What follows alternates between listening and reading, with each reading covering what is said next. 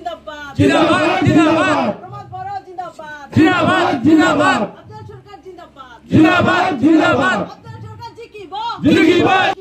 जिकिबो जिकिबो actually मैं जी जानो माने अरूप कुमार दे जी राजनीति कर फुगरीग्राम मोर एक्सपिरियंस राजनीतिर 20 बছर मैं ये गम पाई अरूप कुमार देर एतियाও राजनीति करार बयस हुआ नहीं कारण ইয়াক আমি आंगुली धरी धरी गोटे समष्टि देखुवाइছিলো इ राजनीति माने जातिभेद लई राजनीति करि আছিল तार कारणे मैं আজি এইখিনি কব বিচাৰো যে इ राजनीति एरि হয়তো মানে কোনবা ডাঙৰ এটা প্ল্যাটফৰ্মত নহলে কোনবা ডাঙৰ এখন হোটেলৰ সন্মুখত গান গোৱাটো বোধহয় বেছি উত্তম হ'ব কাৰণ ফগৰেগ্ৰামবাসী ৰাইজৰ কাৰণে ই মানে ভাল কামনা কেতিয়াও কৰিব নোৱাৰে এসময়ত আপুনিও তেওঁৰ লগতে আছে আৰু তেওঁ কৰ্মকাণ্ডবিলাক লৈ আপুনি এনেকুৱা কাম কৰিছে যে আপুনি বিজেপি এৰি কথাটো সঁচাই মই এসময়ত তেখেতৰ লগতে আছিলো যেতিয়া মই গম পালো যে কাষ্ট কমিউনিটি লৈ ৰাজনীতি কৰা মানুহ মানে ফগৰেগ্ৰাম সমষ্টি বা বিটিচিখন সকলো জনগোষ্ঠী বসবাস কৰে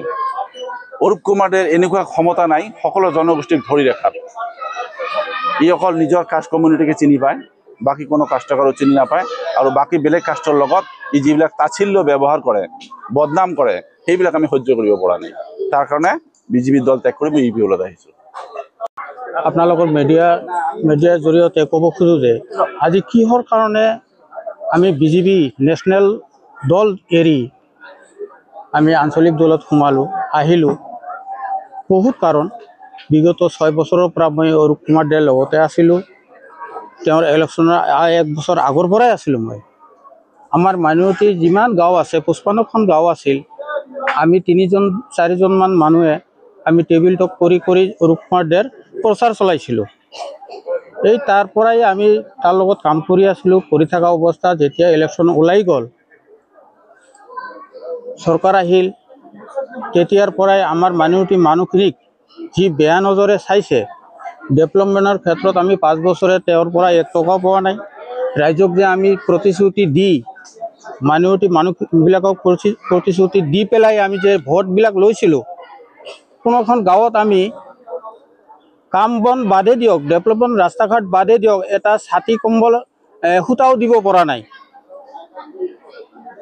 তদুপৰি তেওঁৰ ঘৰত গলেও আমাৰ লগত বেয়া ব্যৱহাৰ কৰিছে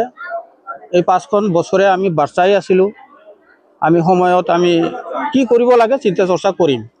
এই কাৰণে প্ৰমোদ বড়ো ছাৰৰ নেতৃত্বত আমি তাৰ নেতৃত্ব দিনত আমি ভাল পাইছো আমি বিজেপি দলক আমি বেয়া পোৱা নাই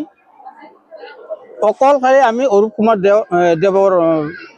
তাৰ ব্যৱহাৰটো বেয়া পাইছো আমাক বহুত লাঞ্ছনা বিঞ্ছনা ভোগ কৰিছো আমি তাৰ লগত থাকি পেলাই সেইবিলাক আমাৰ ঘৃণা ভাৱ এটা আহিছে যাৰ কাৰণে আমি বিজেপি দল এৰি আমি আঞ্চলিক দল প্ৰমোদ বড়ো ডাঙৰীয়াৰ নেতৃত্বত আমি আফজাল হক চৰকাৰৰ লগত আহিলো কেনেকুৱা লাঞ্ছনা বিঞ্ছনা কৰিছে কিবা এটা ধৰক প্ৰথমে ক'ব গ'লে আমাৰ যেটো মাইনৰিটি মৰ্চাৰ এডভাইজাৰ অভিভাৱক তেওঁ বামৰি গাঁৱৰ আছিল এই মানুহজন হঠাৎ কিবা দুৰ্ঘটনাত ঢুকাৰ পিছত আমি বহুতবাৰ কৈছিলো কলে বলক ছাৰ তেওঁৰ ঘৰত অলপ যাওঁ যেহেতু আমাৰ মাইনৰিটি মানুহখিনিৰ হি এজন বহুত প্ৰভাৱশীল এটা হেৰি আছিল তে যোৱা নাই আমি বহুতবাৰ কৈছিলো যোৱা নাই এনে আমাৰ বহুত কষ্ট বহুত দুৰ্ঘটনা হৈছিল আমি মাতিছিলো আমাক কাণহাৰ দিয়া নাই এই যে খালি অকল মাইনৰিটি মানুহবিলাককে এনেকা কৰি অৱস্থাত ৰাখিছিল হি আধাৰ কাষ্টত যিমান দিছে যিমান সা সুবিধা পাইছে আমি আজিলৈকেও আমি মাইনৰিটিৰ যিবিলাক গাঁও আছে এইবিলাক গাঁৱত আমি সা সুবিধা পোৱা নাই যেটো আমি ভুল কৰিছো তেওঁ ভোট দি পেলাই জিকাই আমি 4000 সামথিং ধৰক 4000 ভোট দিছিলো পদুম ফুলত মাইনৰিটি মানুহে আমি হাৰ গৰু খিৰাইছিলো খিৰাই পেলাই আমি তেওঁক জিকাইছিলো তা আমি এই জিকাৰ পিছত আমাৰ যিখিনি ৰাইজৰ সুবিধা পাব লাগিছিল আমি পোৱা নাই। আমি বুজি পাইছোঁ তেওঁৰ লগত থাকিলে আমি আৰু আকৌ সুবিধা নাপাম। আৰু তেওঁ ডাইৰেক্টলি তেওঁৰ ঘৰত আমাক মাতি লৈ কৈছে বোলে মই এইবাৰ জিকাৰ পিছত এসপ্তাহ পিছতে শিঙিমাৰী গাঁওখন মই উচ্ছেদ কৰিম।